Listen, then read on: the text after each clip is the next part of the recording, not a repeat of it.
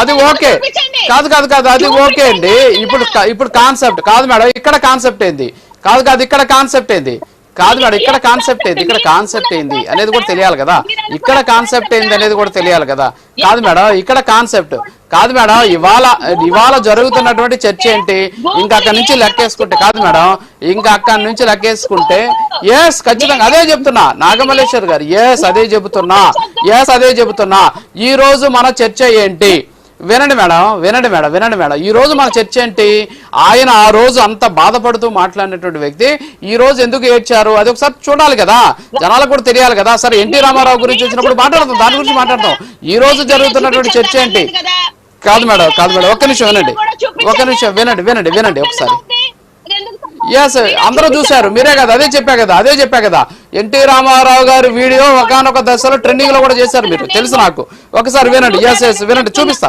ఒక నిమిషం ప్లీజ్.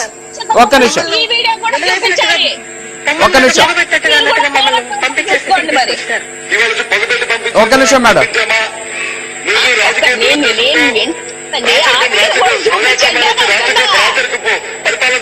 ఒక్క నిమిషం వినిపించట్లేదు. శాస్త్రంగా నాకు లేకపోతే మా కుటుంబ సభ్యులకే ఉండాలి ఆలోచనతో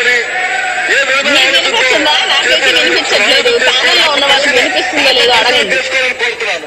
ఇవాళ మనం చేస్తాను. అక్కడ రాజశేఖర రెడ్డి గారు కూర్చుంటే చంద్రబాబు నాయుడు గారు మాట్లాడారు. ఏం మాట్లాడారు? அவர் మాట్లాడినప్పుడు గారు అచ్చి కేసులో ఏమి వినపడటం లేదండి, ఏమి వినపడటం లేదు. సో ఇదేంటంటే ఒక నిమిషం వినండి. మల్లేశ్వరి గారు కష్టపడాల్సిన అవసరం లేదులే కానీ, కష్టపడాల్సిన అవసరం లేదు డౌన్లోడ్ చేయడానికి.